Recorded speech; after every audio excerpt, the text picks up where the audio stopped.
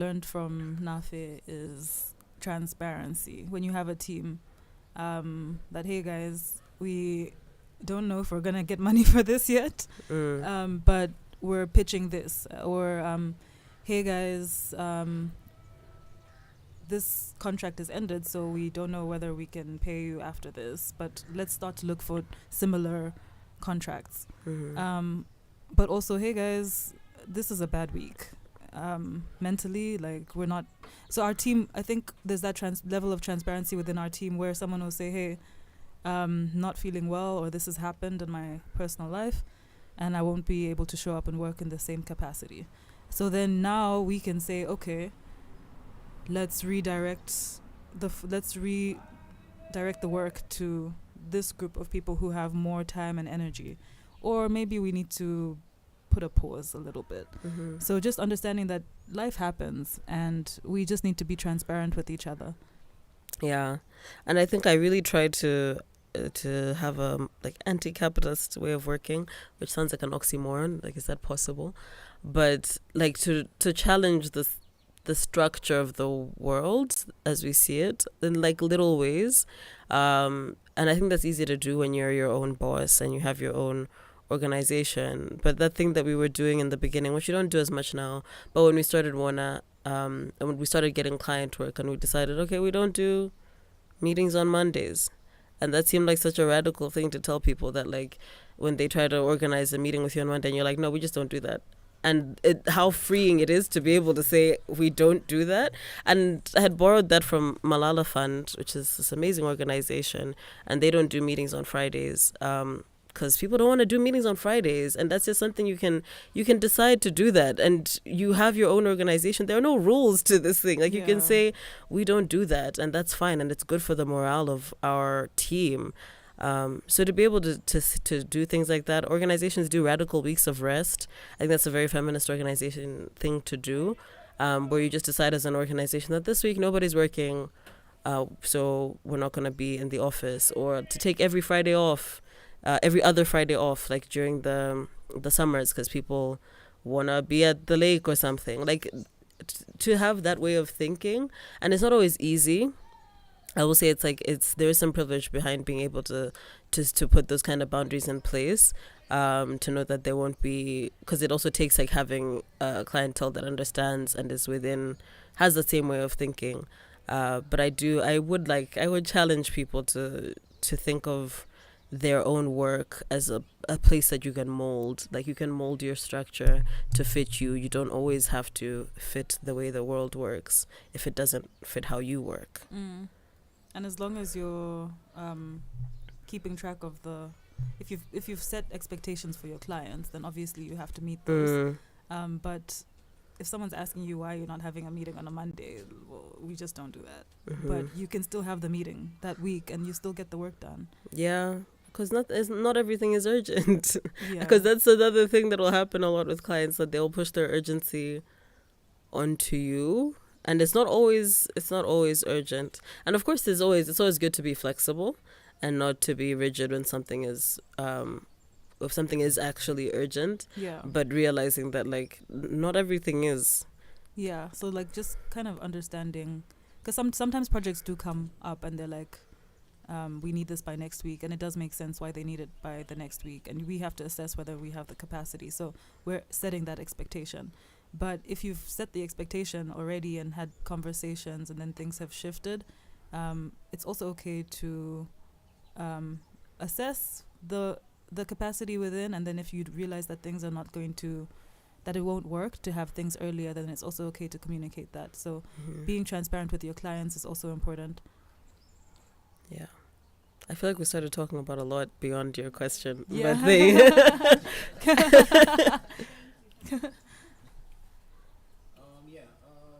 first of all, thank you a lot for doing this. It's a lot of insights. You mentioned something about like having to pitch an idea, or like going to in a boardroom where you say you guys need this. What has been your approach in like maybe setting that up or getting to that room? Like, what's your approach? I think in that particular instance, we recognized that they had something going on. So we recognized that they needed. We recognized that they were short on capacity in telling a specific story. So we sent them an email saying, "Hey, could we please come in for a meeting? This is what we would like to pitch." And they said, "Okay, you can come in on this day." In some cases, I guess, if you know someone already who's working in that space, you can send them a message, however close you are, maybe an informal message, or call them and say, "Hey, can we please have a meeting?" I think pitching virtually is not the same as pitching in person. You need to sit down and be like, "This is what we do. This is build that rapport." I think being a business owner has taught me that, because I'm very much, as a visual artist, you can just put your work out there and be like, do not associate me with whatever I'm doing as on a personal level. Just admire the art. But being a business owner has forced me to be more sociable and personable. And so in person, you can be like, this is who we are. And, you can connect differently. For that is all we had. We had personal ties to the organization. So I think it also kind of gave us leverage to say that we would be best placed to do this because of this. So I think that always helps to go in with that kind of an in, that why you, why would you be the best person to work on this project? And sometimes the fact that you've identified the gap itself would make you the best person, but to really sell that, yeah, I think that's what helped. And what's the worst that could happen? They say no, you keep it pushing. Yeah. Another thing. Thank you. You talked about partnerships and having to identify other people that might assist or complement the things that you're doing. I think you mentioned about a videographer. Have you done any partnerships with organizations as well? Not just maybe individual contractors, and what has been your experience? Yeah, so I think our only formal partnership, it's semi-formal, is with a small business. So we said, "Hey, we like your work, and I think we have a good relationship. Can we pitch this partnership to you?" So should I be mentioning who it is? I'm like, yeah, yeah, okay. So with Mawa Creative, we had a good relationship with them, and we felt that they could fill in gaps that we have, and they also felt that there were some gaps that we could fill in. And so we decided that sometimes we apply for certain grants and proposals and stuff, and we can work with them, and so vice versa. So it just started with a WhatsApp group, and then we kind of conceptualized the partnership in documentation, but we needed it specifically for our project with Malawi Liverpool Welcome Trust, which was a safe motherhood program. And then that went very well, and then they gave us more work, and we continued to work with Mawa. And I really appreciated their Mawa's openness and transparency, because sometimes you work on a particular part to them.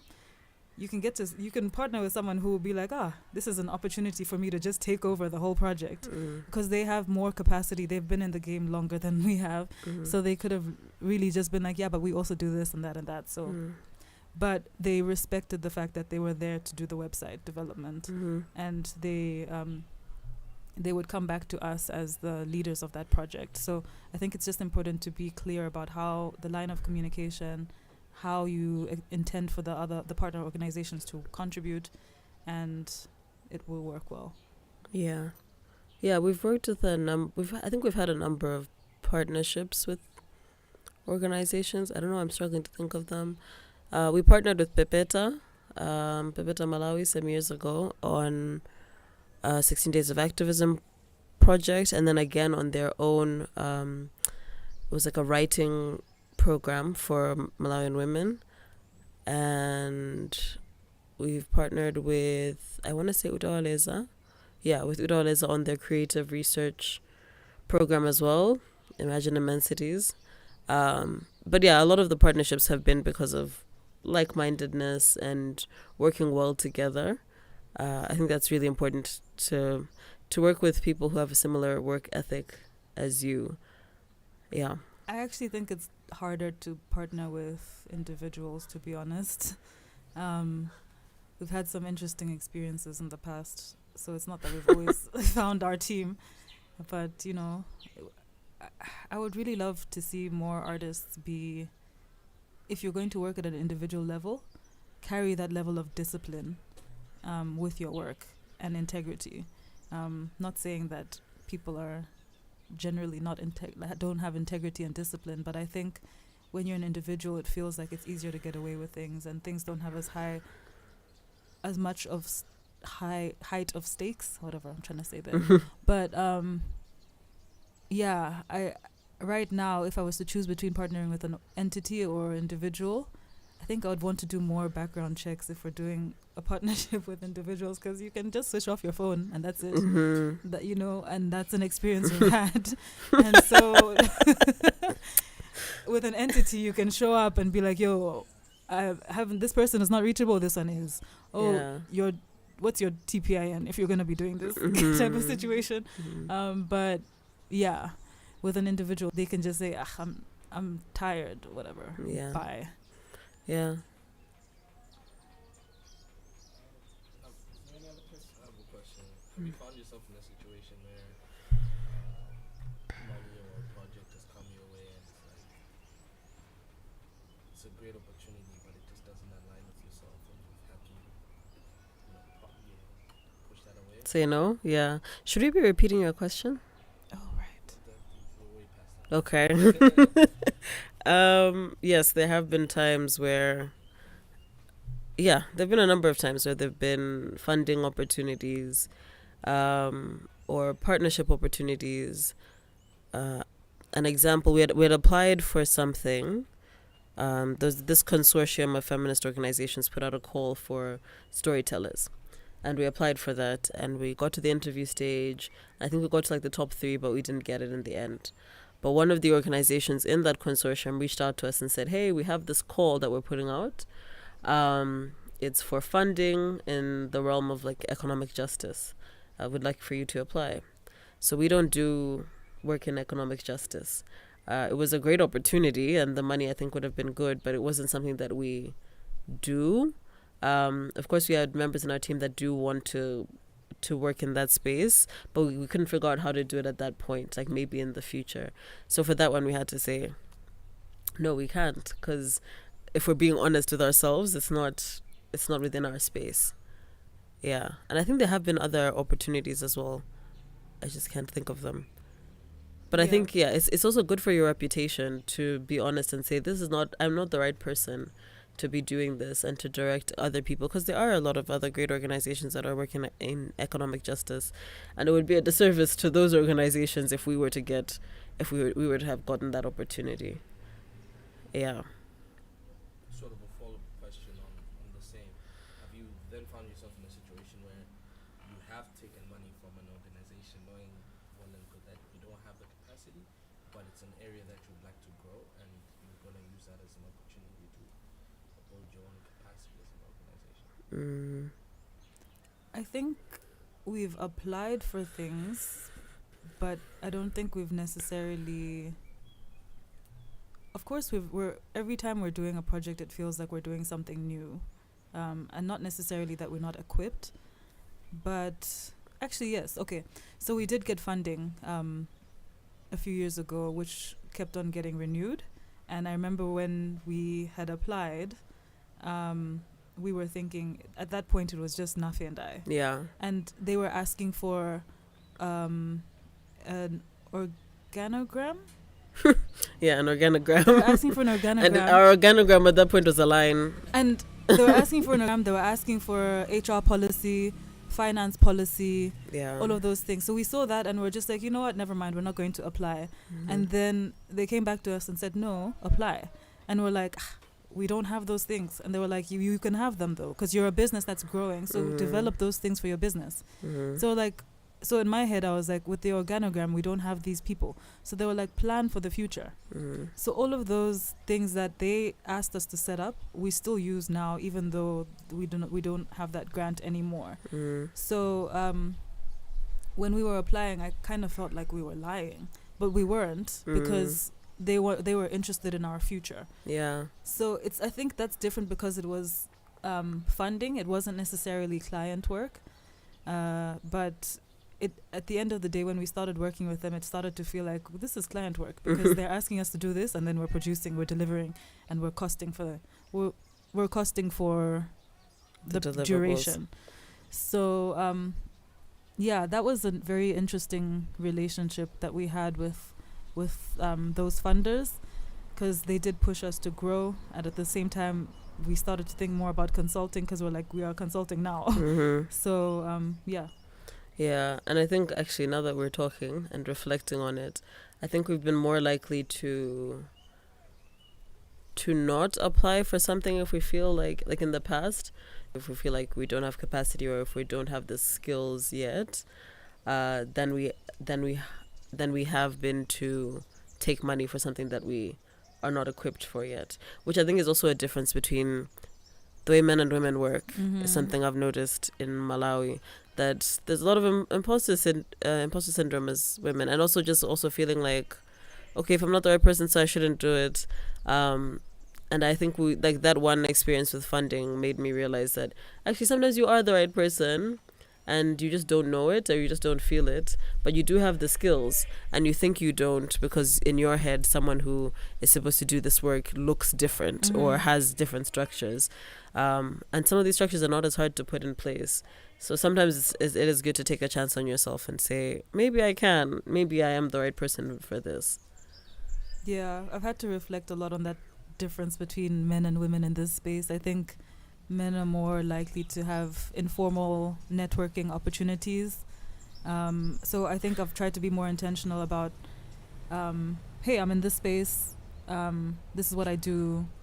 Connecting with people, and not always connecting with the purpose of, we are here networking. Because like Nafi and I go to networking events and we're like, what are we doing? Yeah. But sometimes you just connect with someone and then you realize that there is a potential partnership eventually down the line. So I think just putting yourself out there, being more open. Yeah. And you keep mentioning what funding opportunities, and I remember you were talking about like an example that you gave where like an organization in Kenya is looking for someone, and then they didn't specify if they're looking for local or relevant.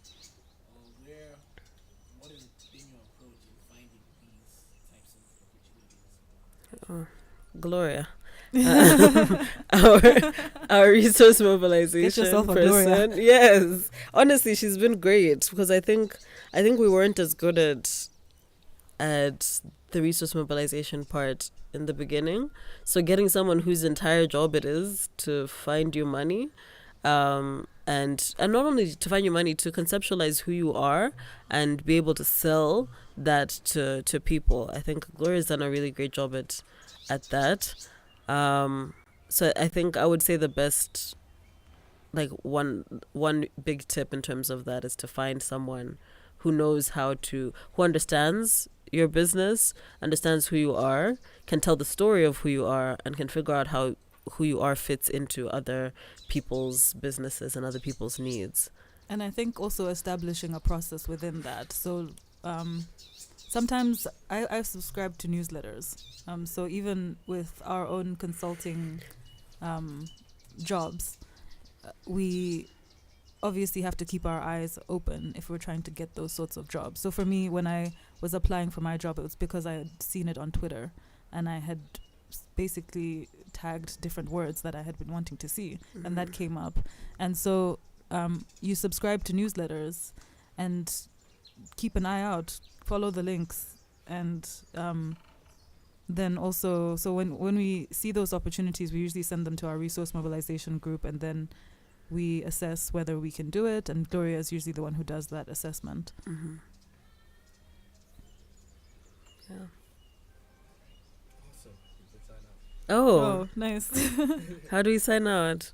Any Uh, yeah. bye. Last words or reflections or anything else maybe that's come to mind right now that you want to share. Anybody that's listening or viewing this somewhere. I think I always hear this as a last reflection, but I'll say it anyways. Just start. Yeah. Yeah. I think having Nafe as a co-founder has helped because I tend to be in my head a lot like I want to do this, but it needs to be this way, it needs to be perfect and all of that. And a lot of how we started was just like, let's just do it. And I don't know if it's because we were so optimistic. I don't know if we have the same optimism, but We're just jaded. start and like it's gonna be whack the first time and you build on it and it won't be this brilliant thing, but it will get there. Yeah, I agree. So just start, but also formalize yourself. Oh, yeah. I think that's something that has differentiated us in the work that we do. That we're a registered business. So people take us a bit more seriously than when we first began, and we're an arts collective, and it seemed more informal, and I think people were less likely to work with us. So when we started getting those structures in place where we registered, we made a website because the website seemed so important and we've been talking about it for a long time, and we did it, and we can literally see the changes in the way people have approached us. Yeah, so to have a website, to register, to basically make even if you're an individual, make yourself the business. Yeah, make yourself marketable. Yeah, thank you for listening to our podcast. Cool. Thank you. Excellent. Is the sound alright? Were the mics on? Is it? Nah, yeah, just sorry. Because I stopped hearing the speaker. Yeah. I turned it off because it was Oh, okay, Oh, okay. cool.